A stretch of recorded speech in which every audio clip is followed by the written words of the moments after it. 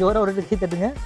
பெண்கள்னு இப்போதான் வந்து பெண்கள் எல்லாம் இப்போ ஃபோக்கஸ் பண்ணி இப்படி பார்ப்பாங்க. இப்போ என்னத்தை காட்ட போகிறான் அப்படின்னு காட்டுறேன். இருங்க, வெயிட் பண்ணுங்க, பதட்டமாகாதீங்க. இங்கே பாருங்க. ஸோ இது வந்து லெஹங்கா. இது வந்து பார்த்தீங்கன்னா ஃபுல்லாகவே வந்து ஸ்டோன் ஒர்க் பண்ணியிருக்காங்க.